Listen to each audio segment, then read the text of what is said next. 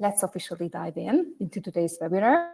I'm even a bit touched now because we worked so much on this and now it's here. It's been in the making for a while. I think the first time we started to talk about producing the 25 Global Customer Loyalty Report, it was in July. So it's like half a year ago.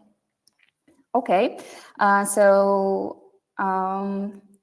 if you see the slide in front of you, you can see that we've done this report in 22, in 23, in 24.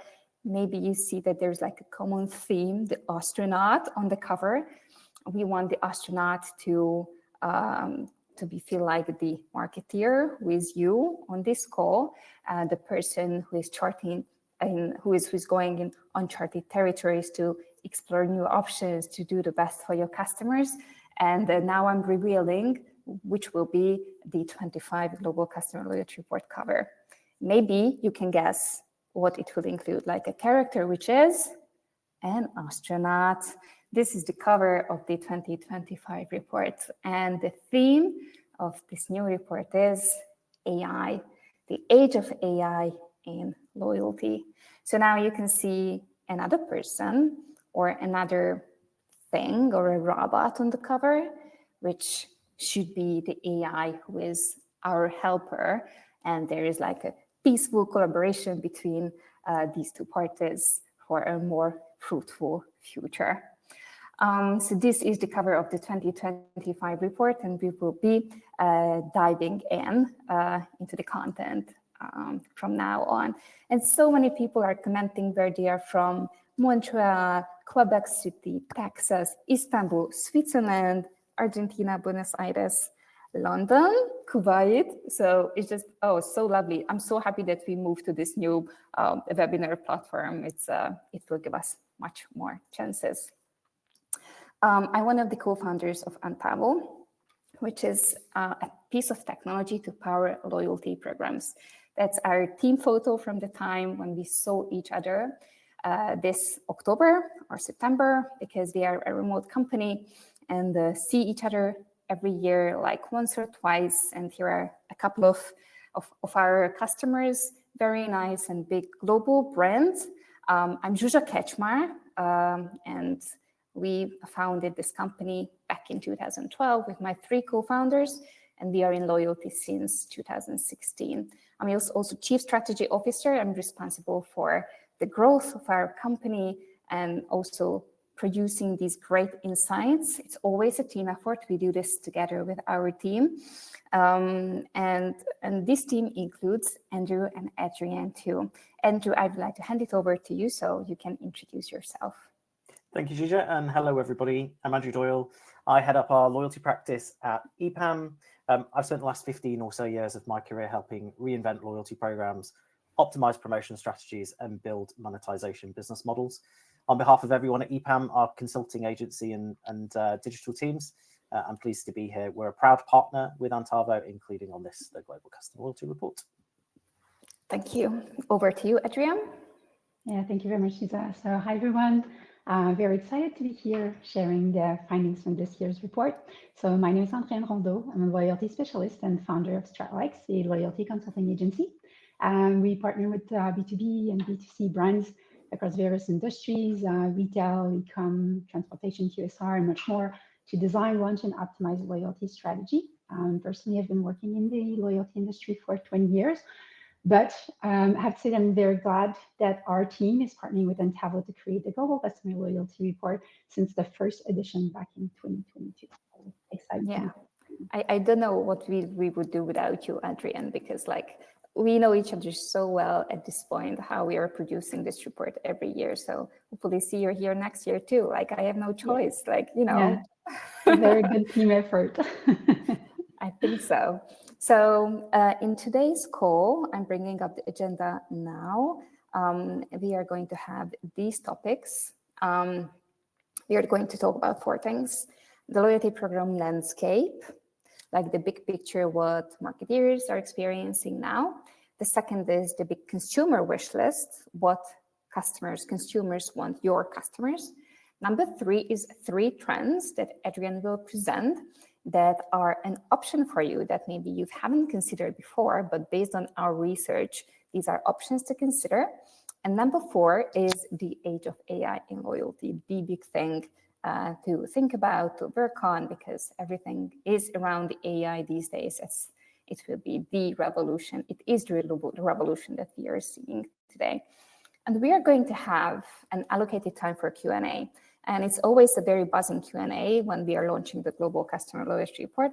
It's a lot of questions, and I'm encouraging you to ask these questions in the chat. There is this on the right-hand side, exactly where you just said your hellos, and this is where you can type your question here. So your questions here. This is where you can put your questions, and we will flag these, and it will go to a Q&A queue, so we are able to answer those. It's like very likely we will not be able to answer all of the questions, but we will get back to you in email about that. And yes, the webinar will be recorded. You will receive it after the webinar, and yes, you will receive the 80-page report too. So this is what we are going to do. Let me tell a bit about how we produce this report. So we produced this report in a way that we analyzed member actions that were happening on Antavo, on the loyalty programs that are running on Antavo. And while last year we analyzed 30 million member actions, this year we analyzed 230 million member actions. So it's a lot bigger sample. We also went with the bigger sample on the marketeer survey answers, because last year we had 600 survey answers. This year we had 2,600 survey answers from marketeers all over the world. And there is a new consumer panel, thanks to EPAM and Andrew. I'm so happy that you were up to this, that we have a 10,000 people consumer panel now, that we asked people from all over the world, from all kinds of countries. You will see it in the report because there are big regional numbers too. And these people answered their preferences in terms of loyalty programs. And if you are having a look into the inside pages, you can see how beautiful it is. And by just reading the table of content, you will already get the gist of the report. The table of content is very important, and the art is so important. Here on the next slide, you can see the actionable insights, which are part of every single page. I hope that you are seeing the full page and not only the half of it, like I see that. Andrew, do you see the full page or only the half? I see it in its full beauty. I see all of it. It's good? Yeah. Oh, that's good. Fortunately, that's good. And on this next slide, you can again see some beautiful pieces of art. We are particularly proud about the art that we poured into this document. And actually, this is why we thought that we would share this with you, because we thought that we would do a raffle. There is one of the pages of the report is this space puppy, and we thought that we would draw 2 lucky winners who could win a 50 centimeter wide and tall printed canvas art that you could hang to your wall, into your room, or in your office. So of this space puppy. And this is part of the report, but we will print it for you. And we generated it through 170 prompts. So it's like a true collaboration between AI and human. And how we are going to pick who the winners are, we are asking you to pay attention to this webinar now. When there are polls, we will have 3 polls when we are asking questions from you. Please interact with those polls, and feel free to ask questions, and this will be the measure of activity. And my colleagues will draw the lucky winner at the end of this webinar. So I'm suggesting that we dive in finally, and we start the first thing, which is the loyalty program landscape. And what you can see here from the description is that the spend and ROI both reached new highs. It's actually quite a nice word out there. Satisfaction is at all times high. What do I mean by that? So we asked loyalty program owners if they are satisfied with their loyalty programs. And 7 out of 10 said that yes, they are satisfied with their loyalty program. And if you can see it on the right, what is like the historical perspective around it, in 2022, it is 5 out of 10 who were satisfied. Today, it's 7 out of 10 who are satisfied with their loyalty program. And it's quite a nice thing. It means that there was a big boom after COVID and companies were launching new loyalty programs. And now you figured it, how to make it work and make it a revenue center, for example, instead of a cost center. We also asked that what is the #1 reason for dissatisfaction with loyalty programs. And the #1 reason is that the loyalty program doesn't align with the brand's customer experience. And actually, 7 out of 10 companies feel that way globally. The #2 reason is the lack of impact on sales. And the #3 reason globally is the lack of a differentiating factor. So my loyalty program is just the same as everyone else. This is why I'm not satisfied with my loyalty program, people say. And we also have regional data. So for example, in the US, 80% of loyalty program owners said that if they are dissatisfied with their loyalty program, they are dissatisfied because there are no differentiating factor in their loyalty program. So it's like all same. And for example, in the Netherlands, it would be the lack of impact on sales. That is the biggest concern. Okay, now here is a poll that we are going to do, and I'm asking my colleagues to, yes, present the poll, and please cast your votes. The poll is active now. The question where we are curious about your answer is that how much of your marketing budget is spent on loyalty programs? So think of your budget, like your overall marketing budget, and how much of it is spent on loyalty programs. And it's very nice to see that you are voting, people are voting. And I think this is kind of it seems that this is kind of the final answer and we can now present the results that 73% says that it's between 0 and 15%, which is spent on your loyalty program. And if you see the next slide, I'm just realizing that maybe we could have asked this question in a different way, because this next slide is showing how brands are spending more on loyalty, and brands are spending 31% of their marketing budget on loyalty and CRM. Now, when we asked this question from you, we asked about your loyalty program, but what we asked the question from the 2,600 professionals globally was this one, that how much of your budget is spent on loyalty and CRM. Now, Andrew, again, I want to confirm with you, do you see the slides in full glory? Yes, I do. Okay, good. Okay, good, thank you. So you can see that here, that what is the historical perspective about that.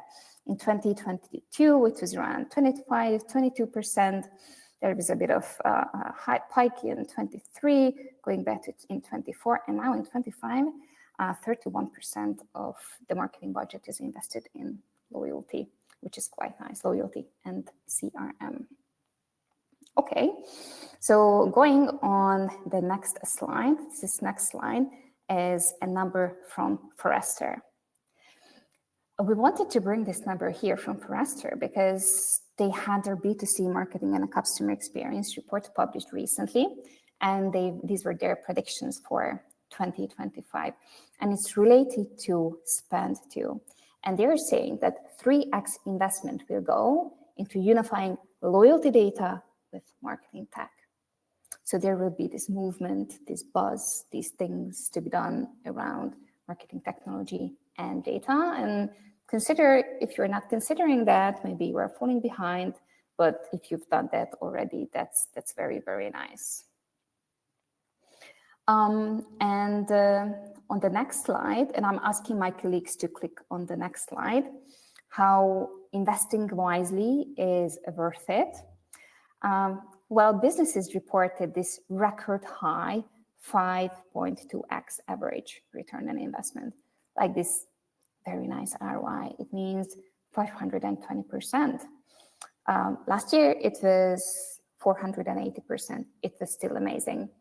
And the exact number goes that out of those people who measure the ROI of their loyalty program, for these people, the average ROI is 5.2x.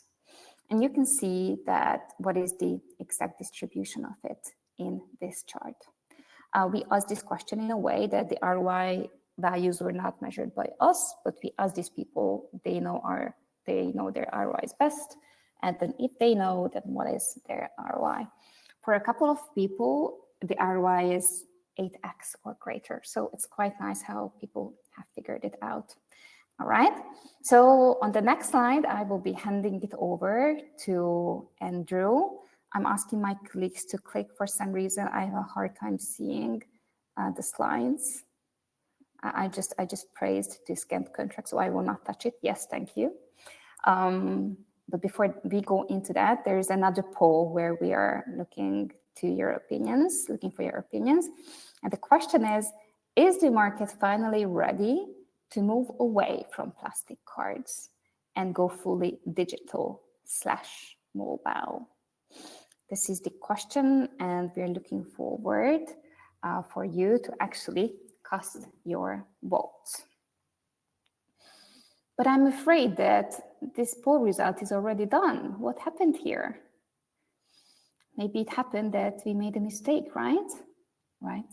No, the poll is active now. Okay, good. Thank God. Okay, good. So is the market finally ready to move away from plastic cards and to go fully digital/mobile? Well, most people say yes. A couple of people say no, like 2/3 and 1/3. So I'm handing it over to you, Andrew, to help us understand what we think based on the numbers and what the people think here. Super. Thank you, Zsuzsa. And thank you, everyone, for your votes. So yes, mostly heading towards yes, which I think is the result that we would expect, particularly as loyalty professionals who've probably been talking about the benefits of moving to mobile apps for loyalty programs for several years. In the study, we asked consumers their preferred ways to interact with a loyalty program, and app is the number one. So just shy of 60% of consumers interact with loyalty programs via mobile apps. There are some differences by generation, as you would expect. So baby boomers still hold on to their physical interactions. They still prefer plastic or physical cards. Baby boomers and Gen Xers also, within their top preferences, like to identify themselves by providing an email or a phone number. That generally, though, is the least preferred option when you look in total, although, of course, that varies. That one in particular varies by market. You can see the geographic or the country breakdowns of this result and many others in full in the report, but the results that we're going to show you here are the global numbers. What's interesting to me, otherwise unsurprisingly, that consumers are fairly bought into interacting through mobile apps, is how do we deal with the 41% of consumers who don't want to interact through a mobile app? And that's where I think we need to turn our attention to things like digital loyalty cards, which more than 1/3 of consumers are willing to engage on. And I think we also then need to think about the way that we build things like our communication strategies around that. So are we talking to the right audiences with the right pieces of content? So if someone does have the mobile app and they have engaged with a piece of content, perhaps we don't talk about that on email versus someone who only interacts with the digital card, and we need to highlight things through our other communications. I think we need to pay attention to that 41% of consumers who aren't on the mobile app, and therefore we would want to engage in other ways. We know that getting people onto the mobile app is great for engagement, and it also allows us to run more sophisticated programs. We talked about interaction, but what about the content of a loyalty program? So what are consumers interested in? Well, again, unsurprisingly, the vast majority of consumers are interested in financial rewards. So 70% of consumers are interested in financial rewards. Now, financial rewards have been a core part of loyalty programs for a very long time, but today, of course, they mean multiple different things. It's not just points that equal redemption discounts, but Those financial rewards can be member prices or access to exclusive promotions by virtue of being a member of the loyalty program or holding a status within the loyalty program.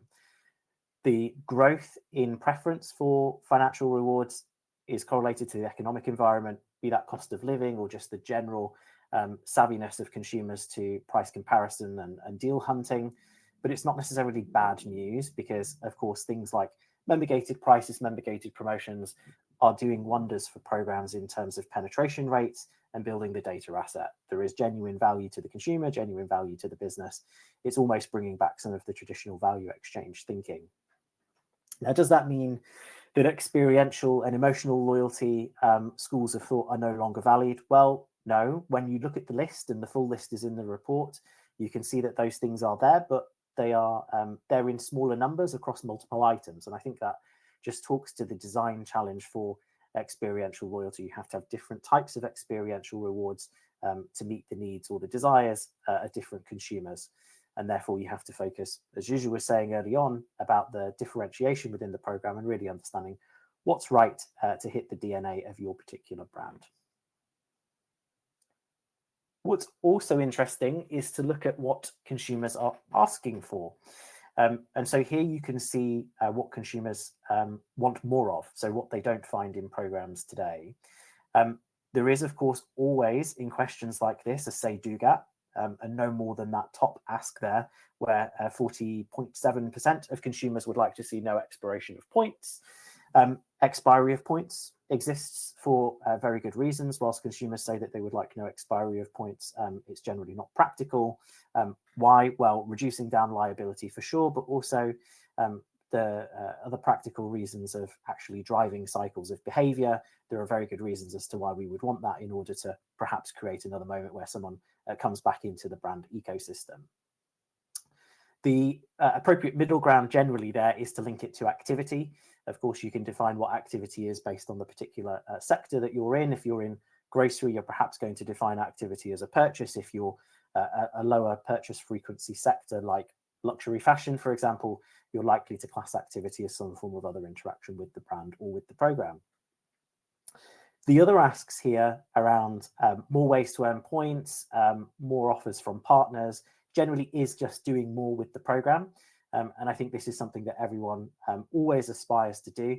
I often talk about having a pipeline of new news. You want new things to talk about. You want to be able to generate some excitement. That's how you keep up levels of engagement. That's how you keep up levels of activity within the program.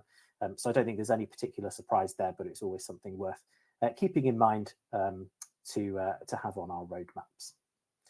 The one thing that I would leave you with as you reflect on the full set of consumer results which are available within the report is think about what your response is. You know, some of these things might not be a surprise and you might just acknowledge them. Others you may have a defined action against, but think about the consumer response against the rest of the trends that you're going to hear in this webcast and in the report, and then obviously triangulate that with the position of your business to start to think about, yes, what you need to acknowledge, but perhaps not act on, and then what you need to act on and make part of your plans. Thank you, Andrew. And I'm noting the amazing chat that is going on right now while you were speaking, Andrew. Many people are asking questions. We will be picking, my colleagues will be picking which one to answer when we are getting to the Q&A. And it's really nice to read how people are talking about point expiration. That is, for example, driving also engagement and program profitability. Interesting to hopefully see something about that corporate aspect. Yes, and it's like a big challenge how to remove point expiration if someone would want to remove. There is no technical barrier to that. It's more like what is the business rationale behind that? And there are a couple of questions about the data. So we have data based on country, based on industry in terms of the marketeers, and we have data based on age and gender and country for the consumers. And I'm spoiling things now, but maybe with the help of AI, we will be able to answer all your questions because, of course, these are multi-dimensional, very complex data sets, but we will be able to answer your questions, fortunately, with the help of TBAI. So now that was the spoiler. Keep asking your questions, and rest assured, both the slides, the recording, and the 80-page global customer loyalty report will be shared with you after this webinar. So let's go to the next slide and please launch the poll. And this poll is about, would you buy more from a brand if it offered family accounts or point pooling or householding or shared accounts? And there are many names for that. And please put your consumer hat on right now, because this is something that we ask from consumers as one of the opportunities to be identified for you, one out of the 3 that Andreanne is going to present. So I'm handing it over to you, Andreanne, now to help us understand what people think here and what our research was about. Yeah, thank you, Zsuzsa. Very interesting to see this number. Don't want to spoil anything, but we've seen that we have the exact same percentage. So let's dive into the first trends that emerged from this year's report. Points pooling, or we can call it household account as well. So just a quick introduction, household account, there's multiple members that can combine their points into a shared balance. Each maintain usually their separate account, but they can redeem their point, they can use their point together for redemption. So what we've seen in the research, if you look into the report, is that there's a gap between the consumer demand and the market offering. So we asked, the same as we just asked you, we asked consumer about points pooling, and 76% of them told us that they would prefer to shop with brands that offer points pooling. Yet there's only 4 in 10 programs that provide the features. So we see here 43.7%.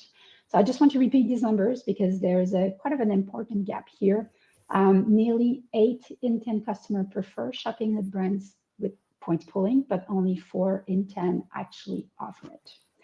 In the report, you will see throughout the trends some case studies. They showcase some programs that excel in one of the 3 different trends that I'm talking about today.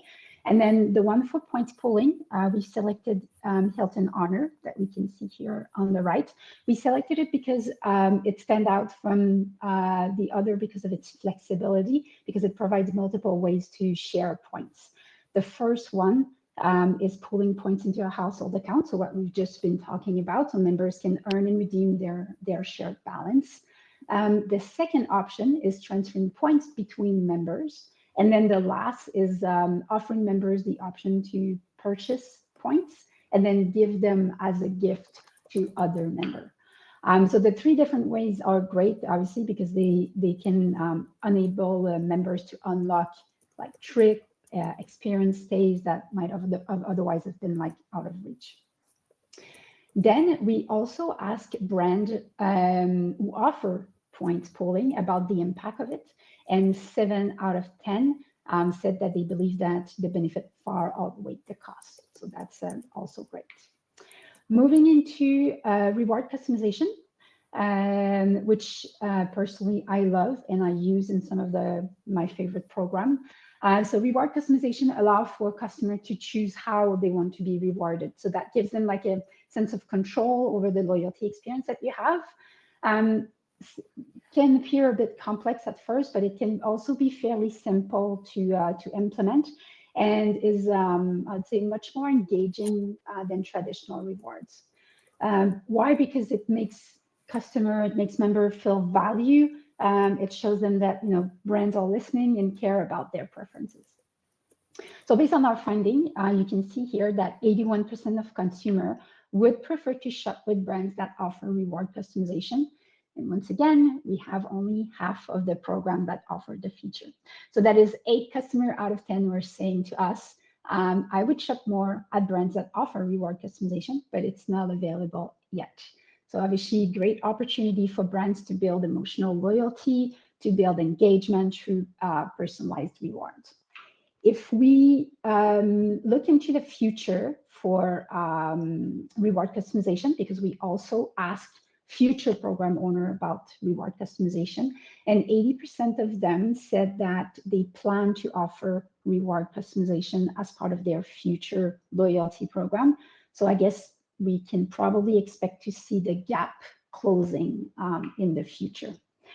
If we now look into the case study, the Nordstrom Nordic Club that we can see here on the right part of the slide, it's featured in the report for the way they approach reward customization.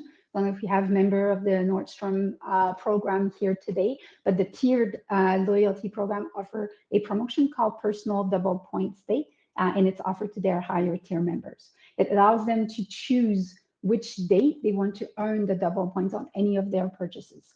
And then they can simply activate the offer on any channel and any time throughout the year. So that makes the experience very simple, but it gives, once again, a sense of control, which is, once again, very great.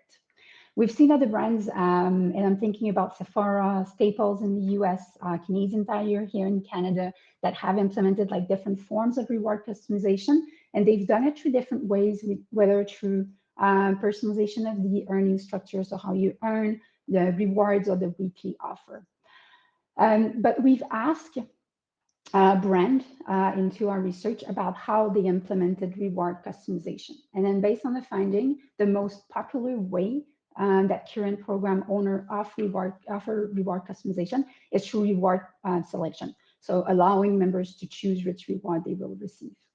That's followed by giving members the option to customize the action they take to earn points, a bit like the Nordstrom example that we just saw here.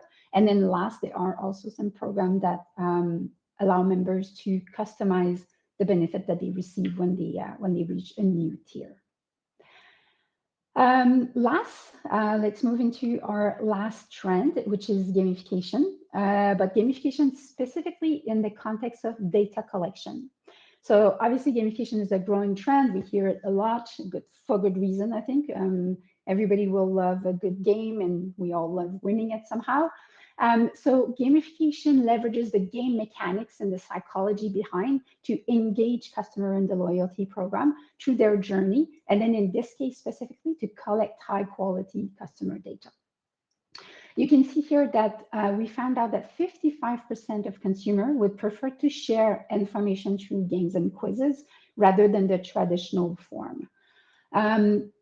That means that more than 1 in 2 customers would actually be more willing to share information with your brand when it's done through a gamified process. On the brand side, because we also asked brand manager, loyalty program manager, and 7 out of 10 agreed that gamified data collection yields high quality data and is definitely worth the investment. If we look at the case study, the Charlotte Tilbury Beauty Program is the one we feature. You can see here on the phone image, their post-in analysis feature. That feature invite customer to take a selfie and then it analyze their skin to make personal skincare recommendation.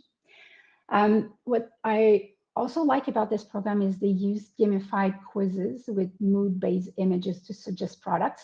So basically you can swipe as a customer, you can swipe through the images and then they reflect your mood. And then based on that, you receive product recommendation, which is really engaging. I think what's strong with this gamification example, first, it answers a purpose. And then second, it's well-timed within the customer journey. Because some of you might have already experiences, like some of the gamification sometimes like feels a little bit random or empty because they don't answer a purpose and they're not really well-timed. So in this case, we know that for those that work in beauty or know a little bit the beauty space, we know it's a very crowded space. So it's interesting to see how Charlotte Tilbury have leveraged both their beauty expertise and technology innovation through that gamification to stand out from the competition. So I will leave you with a little bit of the future. Gamification for data collection, as we've seen it today, is something that we can expect to see more in the near future because we have 76% of brand planning to launch a loyalty program in the next 2 years that told us that they want to implement gamification for data collection. And back to you, Zsuzsa. Thank you, Andreanne. These were all very useful insights. Someone on the chat even asked like how to pick which one to use. And it's a good question. And basically, up to you, because maybe not all strategies would be applied to everyone's case. Of course, there are all these different companies out there. Some is selling directly, some is selling indirectly. There are brands and retailers, even train lines out there, just if I think about their own customers. So this is number 4, where we are going for now. If you go to the next slide, we ask people what their relationship is with AI in loyalty programs. And I'm asking my colleague to go to the next slide, or maybe I can do that. Yes, this is what I want to mean.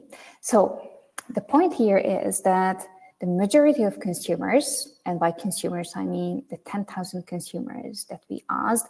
Some people asked about the age distribution and location distribution. It will be part of the report. The majority of these consumers are open to AI-driven loyalty programs, especially millennials and Gen Z. Even they say almost 40% would more likely to join a loyalty program if it had AI. And there's this quite big group who is undecided. They are, I don't know, maybe a yes, maybe a no. It's almost 50% of people who are undecided. They could be turned either yes or no. Our prediction is that AI will be an expert on the long run to manage the rewards for members. On the next slide, what we are sharing here, that AI loyalty still has a room to grow. And in this question, we asked loyalty program owners. And here we see that 37% of program owners are currently using AI. And on the right, you can see for what? Mostly for customer support, reporting, program improvement. And there are a couple others like loyalty program scoping, content creation, and the report we go on.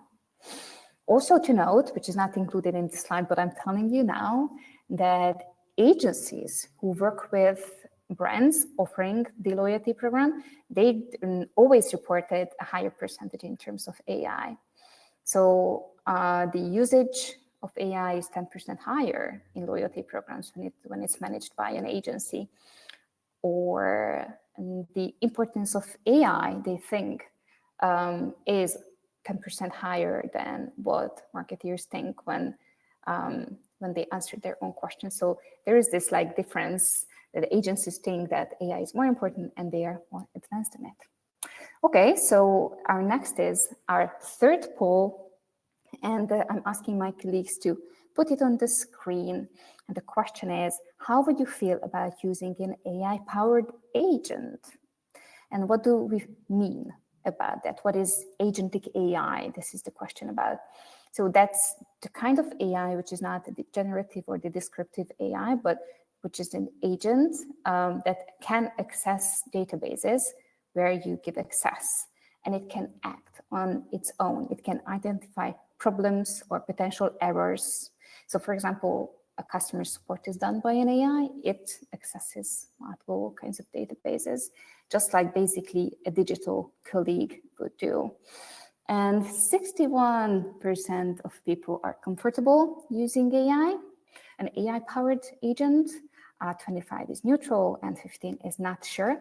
And if you go to the next slide where we actually talk about that, we can see that 67% of the people that we asked, of these 2,600 professionals globally, they are interested and comfortable in using AI-powered agents and agentic AI.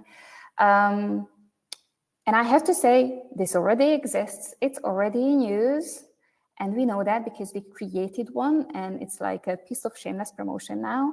On the next slide, we want to share with you what we published back in October, and an example of agentic AI, because basically we turned one of our long-standing colleagues, Timmy, who is a business analyst chapter lead at Antavo, and she meets every single customer that we have and we onboard. We turned her into an AI avatar. You can see Timmy on the left and you can see Timmy AI on the right. It made it into Reuters. It was like a big hit. And now we are looking to publish it accessible to everyone this year, early this year, because now we just in beta. Okay, and another piece of info of people who asked very specific questions about specific regions or age groups or industries. I can tell you that we will train Timmy AI to be able to answer your question, because a report is like a one-dimensional document, but Timmy AI can answer your questions related to that. We trained Timmy, and soon we will be ready to share it with you. But going back to the regional numbers, we made it available for you in the report. And now this is the time for my colleagues to send the link, right, to the report, because we have the regional benchmarks for most of the numbers at the end of the document. And now, finally, you can access it. If you open the chat, here is what my colleagues and named Antavo admin. Here is the link to download the Global Customer Loyalty Report 2025. The emojis are growing. It's so hot. And thumbs up. Yes, definitely. Please open this. We are so excited for you to see. You will see how it's built up, what is like the question, the order of the chapters. And at the end, there is, of course, the regional numbers that I just talked about. Someone is asking, actually, is Timmy getting royalties per request basis? She's not, but she's getting, so she is compensated for her likeness. It was actually a big thing that we were discussing with her in terms of like lending her likeness to Timmy AI, because that's something that I don't think that many companies have done before. Maybe we are the first ones who have done this in general. Okay, so I think this is the part when it's Q&A time. And we still have time for these questions, and my colleagues helped to summarize most of the questions. It's in front of me, that's good. Also here, what I want to tell and make sure that please connect with us. I'm responsible for technology from Antavo. So happy to get your request if you want to re-platform your loyalty program or launch a loyalty program. Andrew is part of EPAM, which is a 60,000 people global system integrator company, happy to handle digital projects from strategy till implementation, very big scale. And Andreanne is a founder of stratLX, which is a more boutique agency based in Canada, one of our best partners. And this is why we're doing this report with her team for 4th year in a row now, because great people there to handle strategy and implementation. Okay, so I'm going to the questions now. And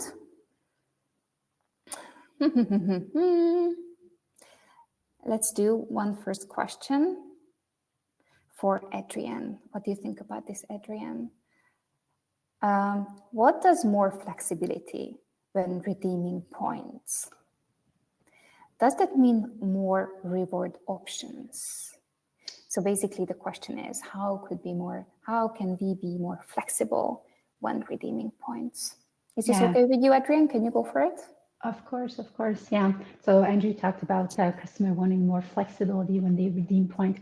It does mean a lot. So it does mean reward options. So yes, it is a more reward option, but it's also I would say like a seamless process into how you can redeem points, being easy on any channel, removing any friction points into the redemption process. So it is on one side more reward options, so giving the options to pay with points, purchase any product with points, even go with the experiential rewards when you redeem for points, for example, but also making sure that the process is very seamless, easy, and removing any of the friction point. Okay, good, thank you. Also, there is a question to Andrew. Can you tell more about what each age group likes and dislikes? This is, Andrew, about the favorite channel per generation. in terms of the 4 generations that we examined. Do you see that? Do you have it in front of you? I don't have it in front of me, but I can recall most of it. Okay. There is a great there's a great infographic in the report for those who have already started to download it. You'll be able to take a look at it. But it's essentially the baby boomers who prefer plastic or physical cards. For everyone else, mobile app tops it. What's then changing in terms of like second and third preference is between digital loyalty card or email/mobile phone number as a form of identifier. It does, again, also vary by country and region. So take a look at that. You have access to that in the report as well. Okay, and it's on page 28. Perfect. I just checked it. So this answer is on page 28. All right. There is another question which asks, do you also have tech-related findings, technology-related findings? And yes, we do. There is this number about revamping. 66% of loyalty program owners are likely to revamp their loyalty program in the next 3 years. And there is a number about replatforming. 53% of program owners are likely to replatform to a different loyalty program technology in the next 3 years. And what do I mean by revamping and replatforming? Revamping is when you rethink your strategy, you change your strategy, you like renew the loyalty program, and replatforming is when you change the technology behind the loyalty program. So many people plans to do new things, 66% is revamping, and about replatforming, 53% is even planning to change technology. And please consider, like Antavo, this is our business when it's about replatforming. And of course, with revamping, there are so many loyalty strategists out there, just like Andreanne and Andrew, where you can also, so many people are doing it in-house. All right. For Andreanne.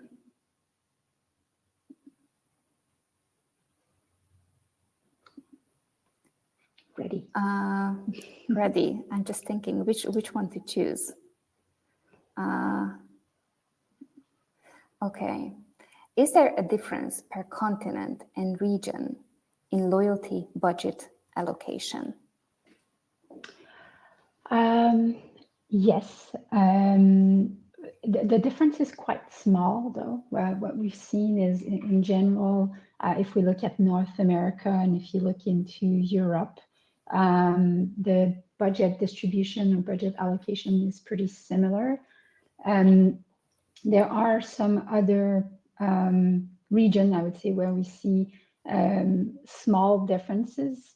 Like, for example, in the UK, it's slightly below the average, where in China, for example, like East stands out because they spend a lot more on loyalty as well. The differences in general are not really big, I would say, but the like I said, the UK is a little bit lower, China higher, but North America and Europe, which are more mature market in loyalty, are very similar to the global numbers we've seen here. Okay, Andreanne, thank you. A couple of people are asking about coalition loyalty programs, and Andrew, please think about how you would answer that. Ricardo is asking, what do customers think about coalition loyalty programs? By the way, we haven't asked this question in today's in this report. And do you know, Jean is asking, do you know some info about the programs that are coalition pretty interested? So I'm asking your experience in general, Andrew, about that, as we don't have specific data about it. How people usually think these days about coalition loyalty programs, which are basically different businesses where you can join as a member. Yeah, I think you're right. We didn't ask specifically about it, but there's probably a couple of hypotheses or at least pieces that we can draw out from what we did ask. Certainly the preferences for partner offers and the scope of rewards which are available. Clearly, those things are greater if you're in a coalition program. I think the age of a coalition program, several remain and are very successful. and a slightly different breed of coalition-like program exists today that's typically led by a very dominant partner, but then they have an ecosystem of partners who are either kind of funding the earn everyday activity or providing the experience and the interest in the reward redemptions. It really depends on the sector that you're in. You know, there are some brands which will stand alone, and then there are some brands which are clearly going to be stronger, meeting the needs and interests of consumers with a curated set of other brands. Thank you, Andrew. Meanwhile, you were talking, I've seen Timmy, as of Timmy AI fame, answering a couple of questions. So when you see Timmy answering your questions, that is Timmy, the famous Timmy, you know. And there is someone asking, Charbel is asking, how to develop an AI chatbot that acts as a personal agent that can redeem on behalf of a loyalty member, engage them with new services and newly onboarded rewards to partners. Is there anything developed with Antavo? So with Antavo, we are focusing first with Team AI on the management aspect of the loyalty program. But that is exactly the use case that you just described, is the use case for the loyalty member facing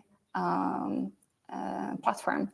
And for example, turning to Andrew with this would be a very nice opportunity because EPAM can definitely help with things like that.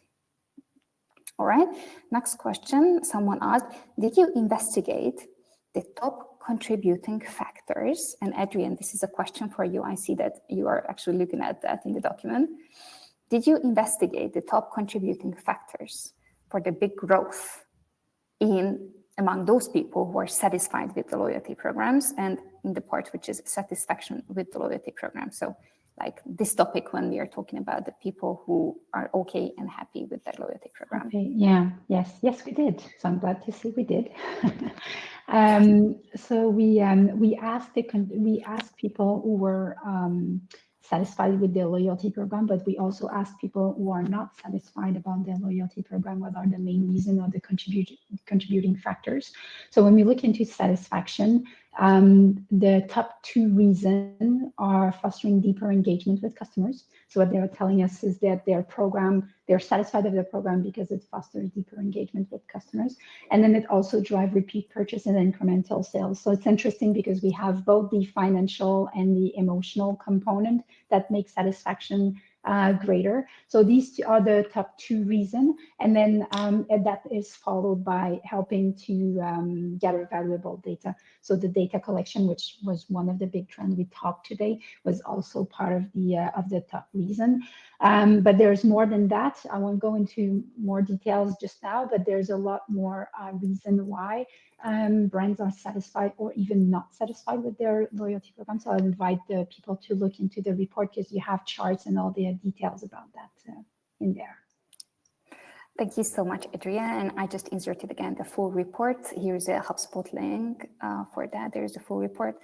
You can download that too. You will receive this report into your mailbox after this webinar. And then thank you so much for saying these nice things, Alexander, Samir, Paolo, and everyone else, how you found this webinar. Very insightful. Okay, so I'm asking my colleagues to be ready to present who are the winners of the Space Puppy, you know, because we have this Space Puppy print thing going on. And before you would click that, don't click it just yet. I want to say that it's been very big for us to produce this report every single year. Our purpose is to help you to make your point and convince the people who need to be convinced. The management, the board, your colleagues.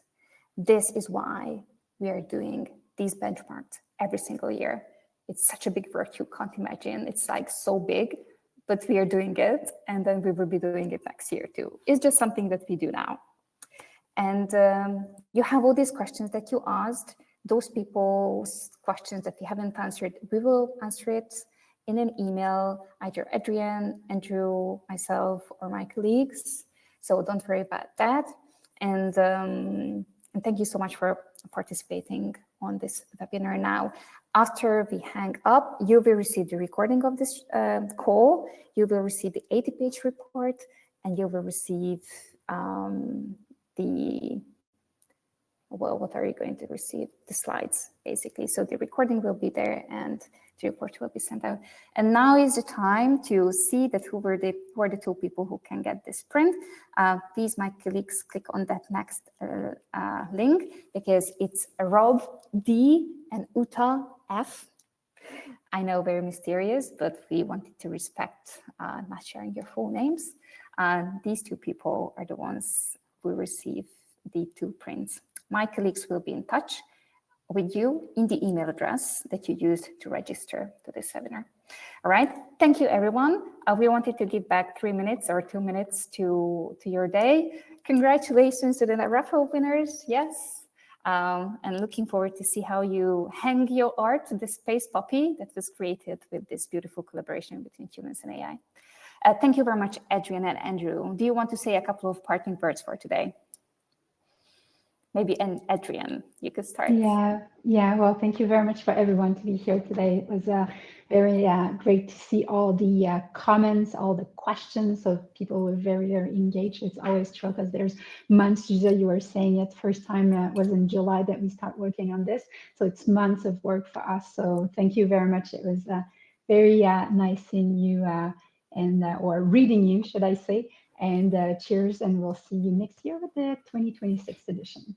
Thank you, Adrian. And Andrew, a couple of words? Yeah, just to echo the thanks. This has been a great conversation. Haven't been able to keep on top of everything that's in the chat, but I'm going to go and look through, and my phone's been going a little crazy with people connecting with me already. So I'm looking forward to continuing. Oh, that's good. Excellent. Thank you, everyone. Thank you, my colleagues. And then see you online, see you on LinkedIn, and knock yourself out with the report. Feel free to share about it on LinkedIn. And if you tag us, we will comment, interact, and reshare and everything. So thank you. Bye. Bye, everyone. Thank you, everyone. Thank you.